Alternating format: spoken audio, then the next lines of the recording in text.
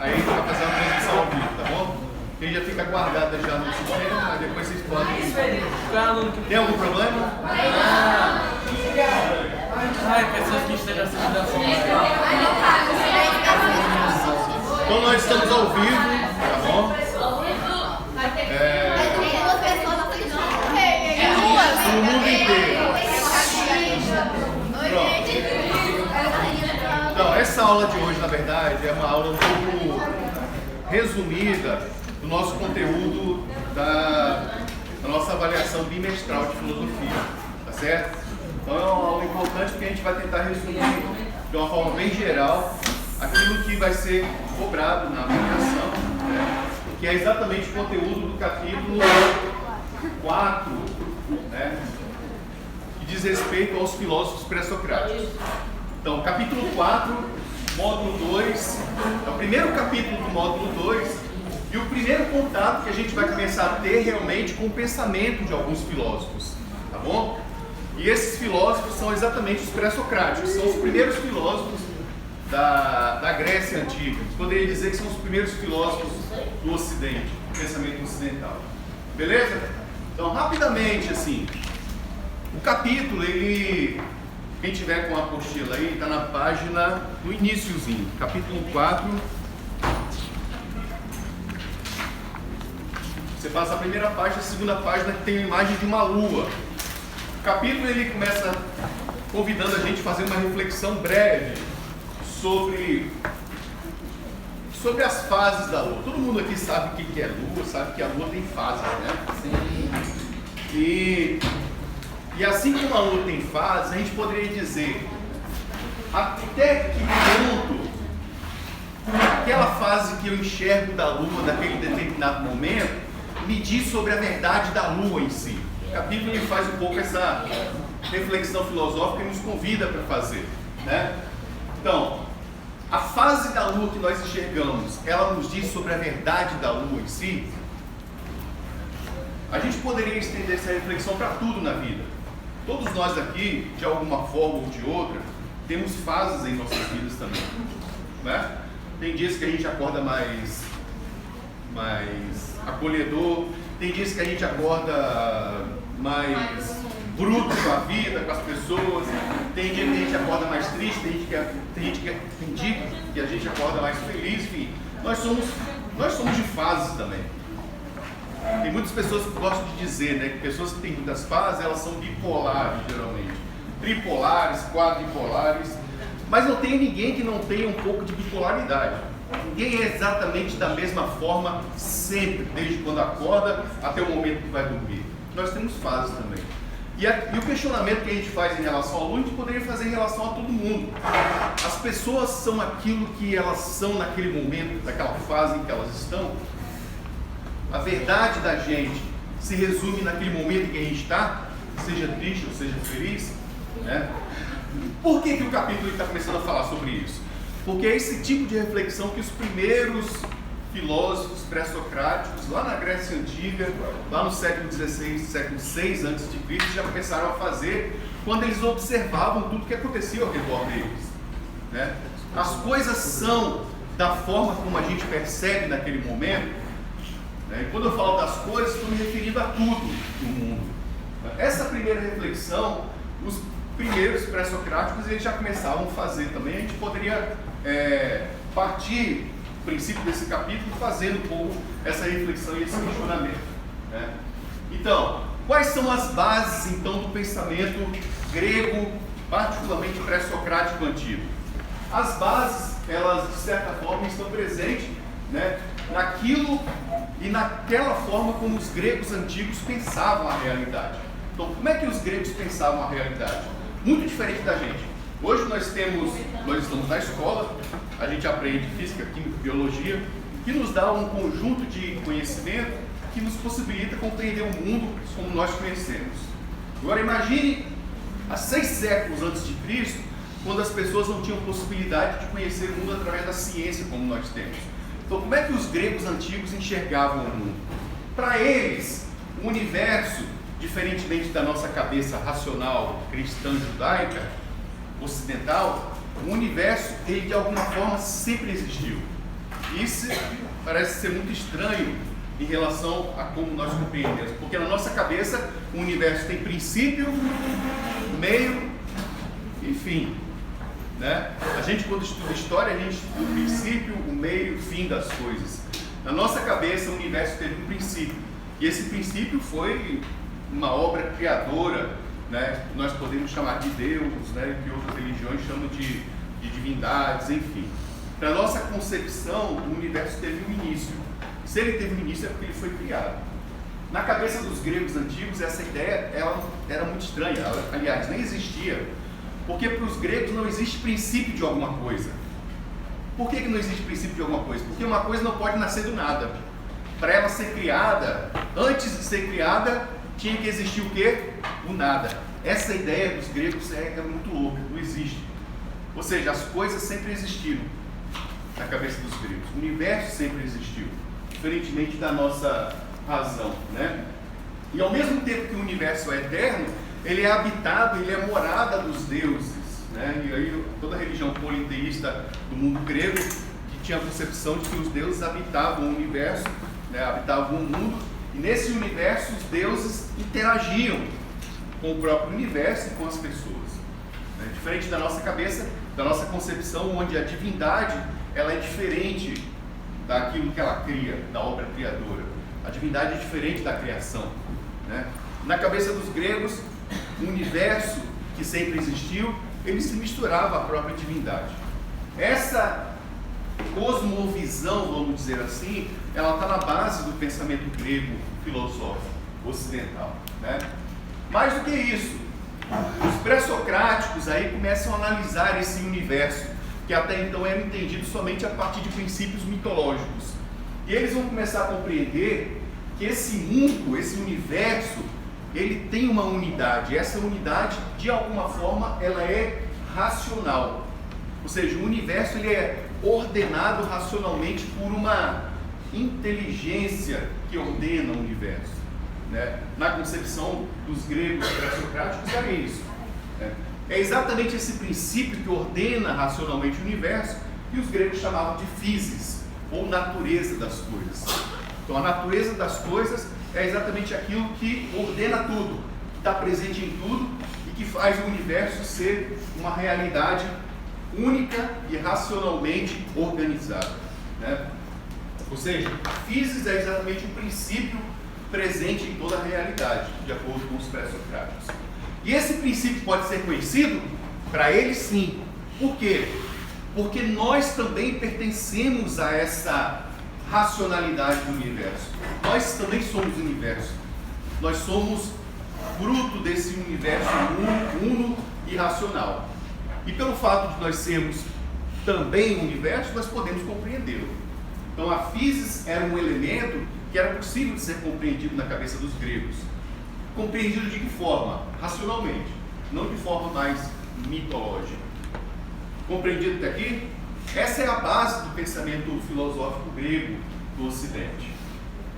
A teoria da physis, nesse sentido, ou a teoria do logos, o logos é exatamente a lógica, né? A lógica ordenadora do mundo era o que os gregos chamavam de logos. A palavra logos significa exatamente lógica. Então a teoria da physis e do logos foram a base do pensamento grego ocidental. Beleza? Até aqui? Então, e aí que surgem esses filósofos chamados de pré-socráticos. Por que eles são chamados de pré-socráticos? O próprio nome já diz. Porque veio antes de Sócrates. Primeira coisa é isso. Os pré-socráticos que viveram antes de Sócrates. Mas tem uma outra coisa que é comum entre os pré-socráticos, que é exatamente o tema da cosmologia. Todos os pré-socráticos eles estão interessados em compreender a ordenação do cosmos, né? O logos do universo. Cosmologia é exatamente isso, que é o tema comum entre praticamente todos os filósofos pré-socráticos, né? E a questão do movimento, que é a primeira questão que talvez eles colocam filosoficamente, observando o universo em que eles vivem. Por que o movimento? Porque na cabeça dos pré-socráticos o mundo está em constante movimento. Isso parece ser óbvio para a gente, Mas naquela época, 6 séculos antes de Cristo, ninguém tinha pensado racionalmente sobre isso ainda. Então eles começam a perceber que o mundo está em constante movimento. As marés sobem e descem, né? Movimento também, esse caos do mundo que a gente vive, né? A gente vive numa pressa cada vez mais louca, sempre de fazer as coisas, estão indo, vindo para a escola e por aí vai. Naquela época eles percebiam o mundo dessa forma. As pessoas sempre estão indo e vindo, o mundo está sempre no movimento constante, né? Um outro exemplo mais simples, né? As pequenas coisas do universo, elas estão em movimento também. Por exemplo, a metamorfose vivida pela lagartinha que se transforma em uma borboleta é uma forma de movimento também, né? Um outro exemplo, o próprio ser humano está em movimento. A gente nasce, cresce, se reproduz e morre. Para os pré-socráticos, isso também era uma forma de movimento, como eles compreendiam a ideia de movimento, né? Então, se as coisas sempre estão se mudando, e eles perguntavam, né, elas podem ser compreendidas de fato? É possível eu compreender uma coisa que está sempre mudando? É possível eu compreender alguém que está sempre mudando de humor?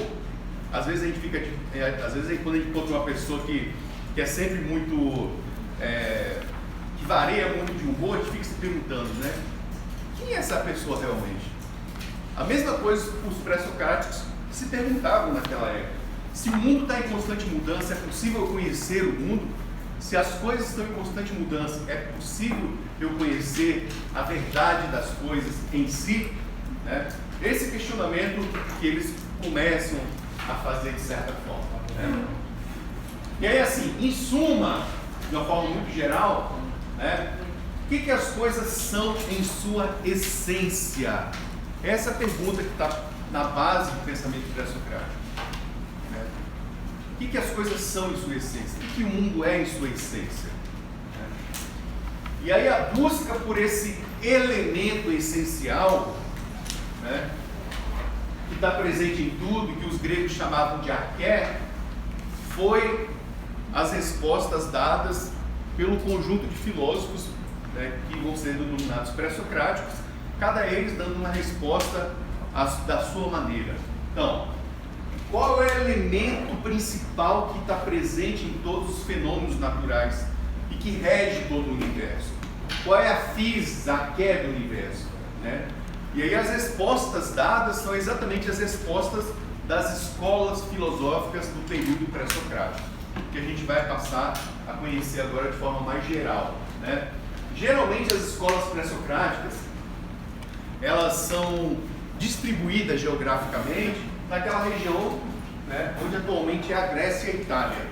É nessa região que os pré-socráticos eles produziram filosoficamente, vamos dizer assim, né? Seria mais ou menos aqui nessa região mais ampliada, né? Então alguns deles, Parmênides, Zenão, Pitágoras, Demócrito, Empédocles, Anaximenes, Anaximandro, Tales, Heráclito, né? São alguns dos pré-socráticos que viveram nessas regiões da Grécia, né?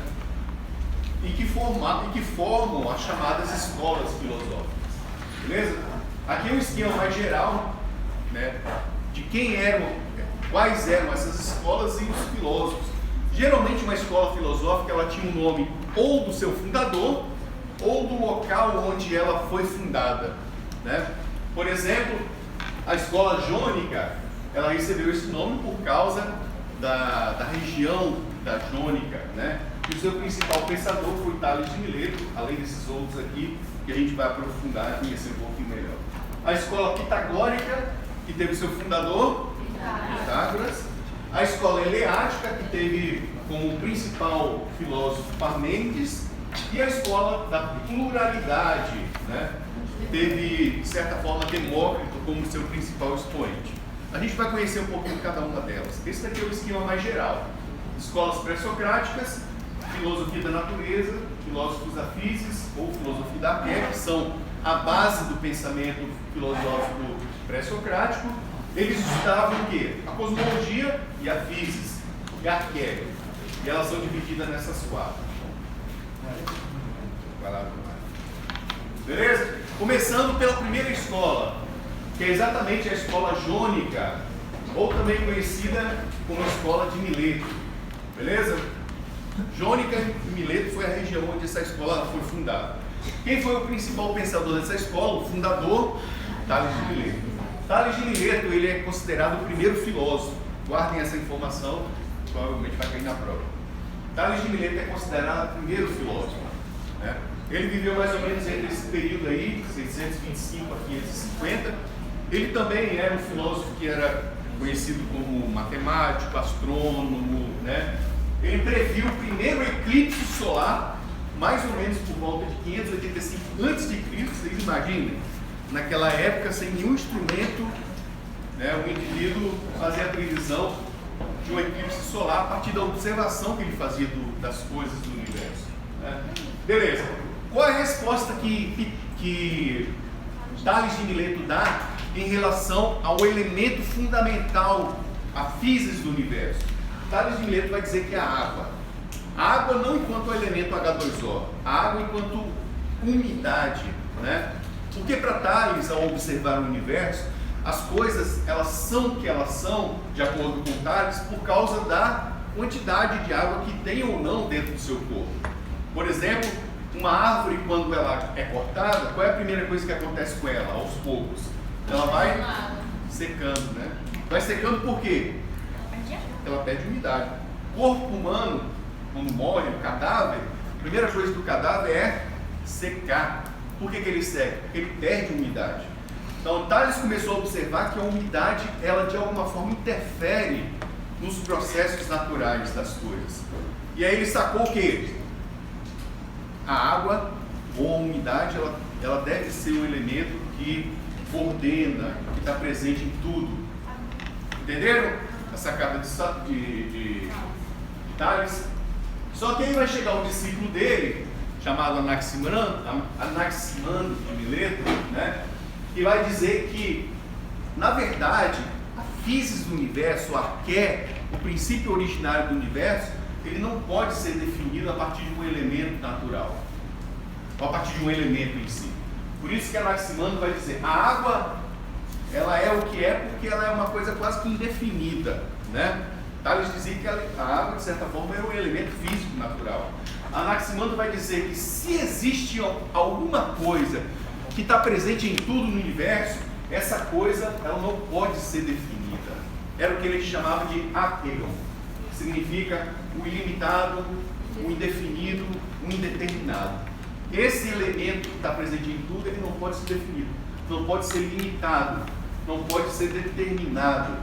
Por isso, o elemento seria o que ele chamava de apeiron, né? Agora, aí chega Anaximenes, aliás, que foi discípulo também de Tales de Mileto, e vai partir da mesma lógica de Anaximandro e vai dizer qual é o elemento que, de certa forma, ele não pode ser sentido, definido, determinado. Ele vai para onde quiser, ele sopra onde quiser, vamos dizer assim. Que elemento é esse? O ar. Então, de acordo com a lógica de Anaxímenes, o ar seria esse elemento, né? Ou seja, as coisas são mais cheias de ar, de espaços vazios, do que propriamente de matéria física, né? Hoje a física moderna, principalmente a física quântica, ela nos diz que um átomo, que é a menor partícula que existe no universo e que forma todas as coisas, ele tem mais espaço vazio do que propriamente matéria.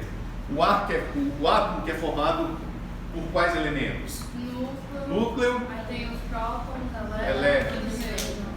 De acordo com alguns físicos quânticos, se nós pudéssemos ampliar o átomo, né, mais ou menos para o nosso tamanho, se eu fosse o núcleo do átomo, o elétron que gira em torno de mim, ele estaria numa distância como mais ou menos como daqui até a Lua. Vocês imaginam? Ou seja, o átomo ele tem mais espaço vazio do que propriamente matéria, núcleo, elétrons ou prótons, né? É nesse sentido que Anaximandro vai dizer que o ar, ele de certa forma, as coisas elas são mais compostas de um elemento que é indefinido, né, que ele chamava que ele considerava como o ar, né? O ar que determina todas as coisas. A quantidade maior ou menor, mais quente ou mais fria da presença desse elemento A é o que faz as coisas mudarem, se transformarem de certa forma. Entendido? Até aqui?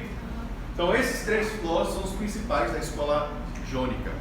Aí nós chegamos na escola pitagórica. Obviamente, quem é o principal filósofo da escola pitagórica?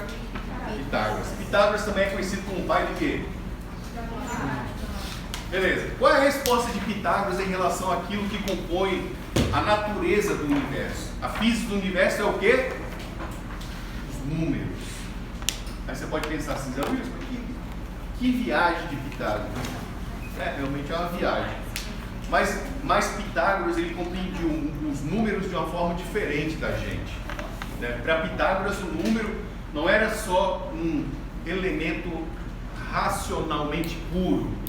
Para Pitágoras, o número era uma relação de coisas que existiam nos fenômenos naturais, vamos dizer assim. Mas antes da gente compreender isso, né? Pitágoras, ou a escola pitagórica, é também conhecida como uma escola com características muito misteriosas, né? Inclusive até com algumas características religiosas ascéticas. Geralmente os pitagóricos, eles eram vistos como pessoas ascéticas. O que é uma pessoa ascética? É a pessoa que vivia uma religião muito radical, né? Eles não comiam carne, eles não vestiam trajes de lã. Era uma escola que, de certa forma, era muito misteriosa, né? Foi a escola que foi associada à primeira teoria de transmigração da alma. Os pitagóricos acreditavam que a alma humana ela se transmigrava de um corpo para o outro, depois que os espíritas chamaram de reencarnação. Os pitagóricos, isso na modernidade, os pitagóricos já falavam mais ou menos disso há 6 séculos antes de Cristo, né? A alma humana, como um elemento que não era material, ela transmigrava de um corpo para o outro de acordo com os ciclos de nascimento e renascimento daquela alma. Era uma das teorias da escola pitagórica. A outra teoria que foi criada pelos pitagóricos foi a teoria musical, que hoje, de certa forma, nós conhecemos, né? A ideia de escalas musicais tem muita matemática por trás da teoria musical. Quem faz música, teoricamente, sabe muito bem disso, né? E ela começou com Pitágoras.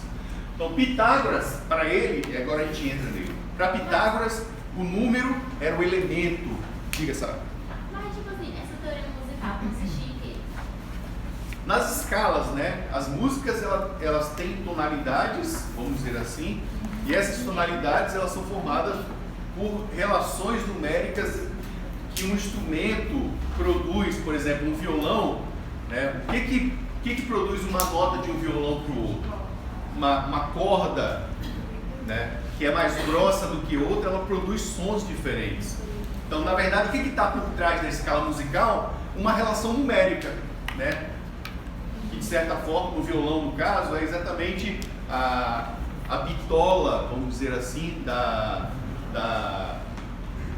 corda, né, que você coloca no violão. Quando você aperta muito, o som fica mais fino. Quando você afrouxa, o som fica mais grosso. Ou seja, por trás da teoria musical existe uma relação numérica. É exatamente isso que Pitágoras acreditava como número. Para Pitágoras, todos os fenômenos dependiam de relações numéricas. Por exemplo, se eu pegar esse caderno e jogar ele em cima da mesa da Gabi nessa distância, ele produziu um fenômeno que vocês escutaram. Se eu aumentar essa distância, o fenômeno foi idêntico? Não. E o que determinou a relação de um fenômeno para o outro? A distância. Ou seja, para Pitágoras, tudo no mundo depende de uma relação numérica. E essa relação numérica era o que ele compreendia como um número. Por isso que o número ele está presente em tudo que existe no universo, de certa forma. Então, a quantidade de água dentro de um corpo, a quantidade de ar dentro do corpo que faz o corpo mudar, se transformar, na verdade, o mais importante não é a água, não é o ar, o elemento em si, mas é a quantidade. Então, Pitágoras, ele faz o quê? Ele busca, através da sua teoria, um conjunto de leis, vamos dizer assim, numéricas que estão presentes por trás de todos os fenômenos naturais. Olha que bacana. É lá com Pitágoras que a primeira ideia de leis, sejam elas matemáticas, físicas, elas começam a ser mostradas ainda de forma muito primitiva, né? Então, entenderam Pitágoras? Sim. Então, saindo da escola pitagórica, agora a gente chega na escola eleata, que é a escola um pouco mais complicada.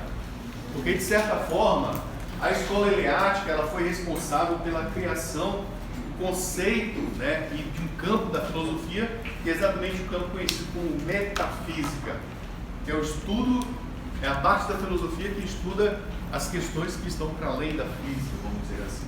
A escola eleática, o primeiro filósofo presente nela, de certa forma, foi um camarada chamado Xenófanes, né?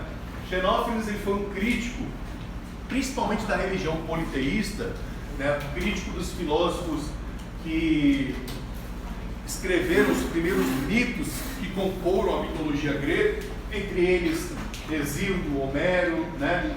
Ele faz uma crítica aos politeístas, porque na cabeça de Xenófanes, Deus, ele era uma realidade única. Deus não era plural. Deus era uno.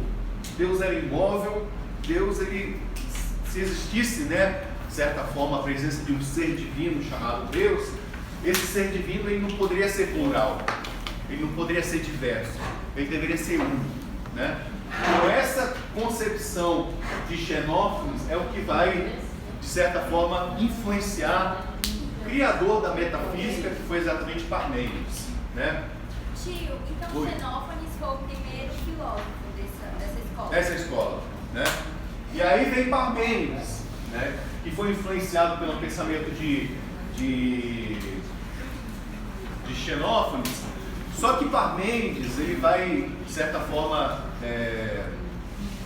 ele vai organizar melhor as ideias de Xenófanes, e ao lado de Heráclito, ele vai criar um dos problemas mais complexos e que, de certa forma, até hoje os filósofos se debruçam sobre ele, que é exatamente a natureza do ser.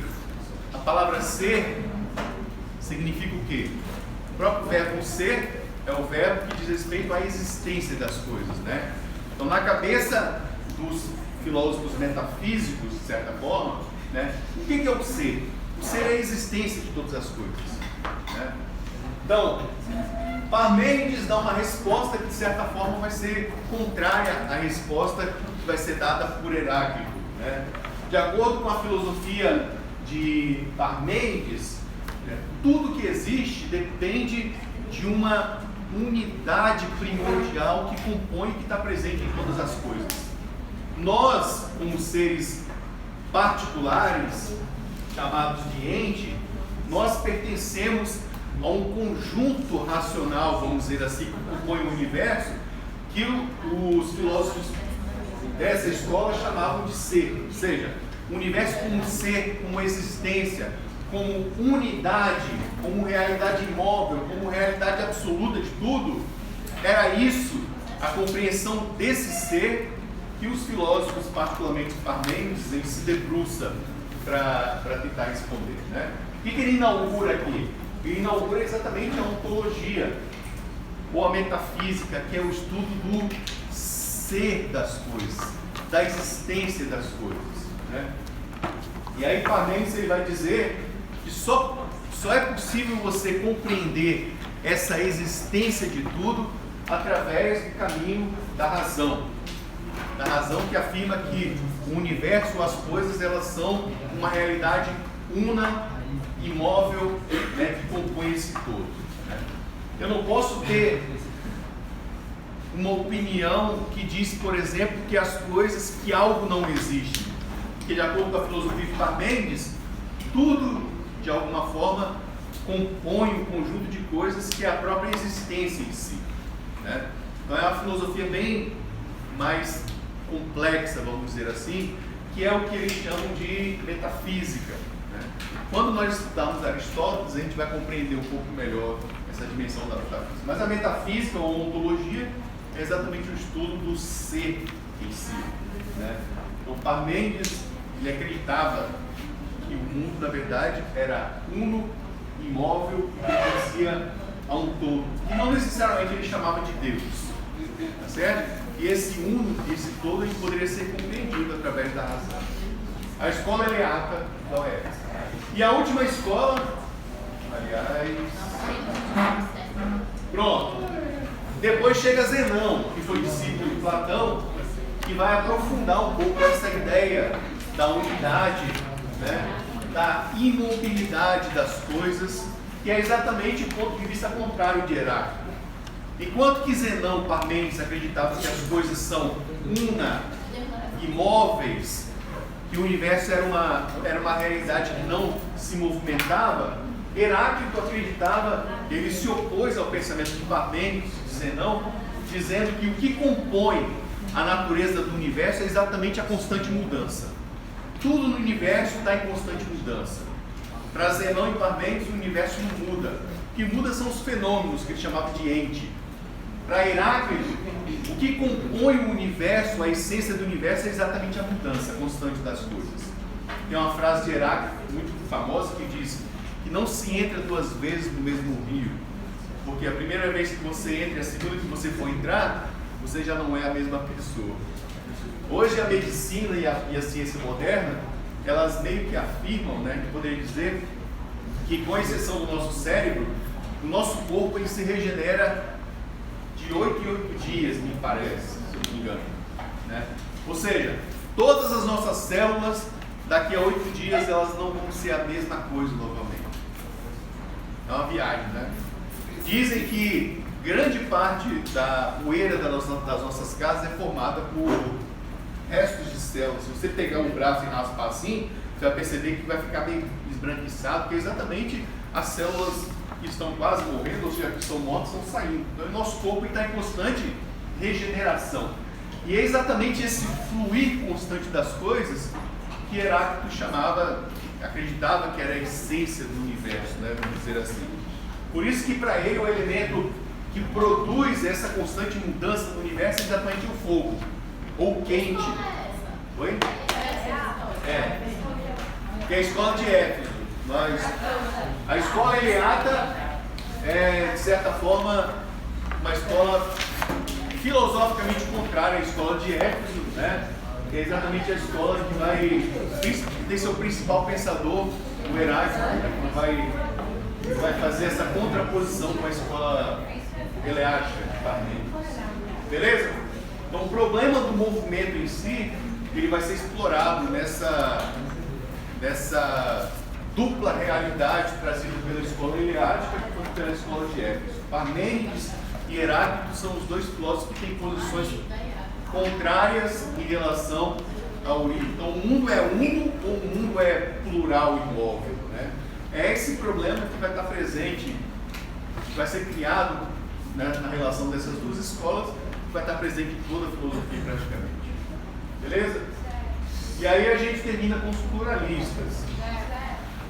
Só uma coisa, quem acreditava que o mundo era plural era Heráclito. Beleza?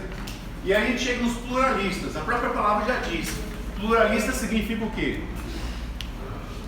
Se existe um elemento natural de todas as coisas, esse elemento necessariamente ele não deveria ser único, ele deveria ser plural. Ou seja, o que compõe a essência do universo, na verdade, não é um elemento só. São vários elementos que se misturam, se relacionam e faz as coisas mudarem, se transformarem no universo, né?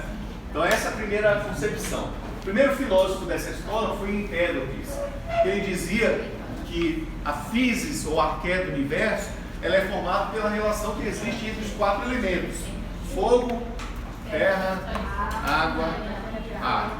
Tudo que existe no universo, de alguma forma, é formado por esses 4 elementos. A quantidade de um em relação ao outro é que vai determinar as mudanças desses corpos, né? Cada um desses elementos, de acordo com Empédocles, era idêntico, eterno, né? Idêntico em si mesmo e indestrutível. A concepção de Empédocles. Aí chega Anaxágoras, né? Que vai dizer que, na verdade, o que existe não são elementos, 4 elementos em si, mas o que existe são o que ele chama de homeomerias, que seriam pequenos elementos, de certa forma, que estão presentes em tudo, inclusive nos 4 elementos, né? E esses elementos, a junção deles, né, vão formar, né, as transformações, né, os fenômenos e os elementos de uma forma geral, né? Anaxágoras. Quem é o principal pensador dessa escola pluralista? Principalmente, de certa forma, o principal deles é Empédocles, né? Mas aí termina com a principal teoria dos pluralistas, que é exatamente a teoria dos átomos, né? Quem foi o filósofo que idealizou a teoria atômica, vamos dizer assim? Foi um camarada chamado Demócrito e Leucipo, né? Que foi discípulo dele. Então, seguindo Empédocles e Anaxágoras, eles definiram que a physis, ou a queda do universo, que é múltipla, ela é composta por 2 ou mais elementos. Esses elementos múltiplos seriam constituídos por unidades mais fundamentais, mais básicas, que Demócrito chamou de átomo. A palavra átomo significa o quê? Que é alguma coisa que não... Então, de acordo com a teoria de Demócrito e de Leucipo, se você for capaz de compreender cada parte das coisas, dos fenômenos que existem no universo, você vai chegar numa coisa que não pode ser dividida, não pode ser separada. Essa coisa era o que ele chamava de átomo. Mesmo sabendo que o átomo não era um elemento naquela época ainda, porque não tinha esses recursos, né, tecnológicos dessa maneira, Demócrito ele já intuía racionalmente que por trás de todas as coisas existia um elemento que não era dividido. Esse elemento ele chamava de átomo.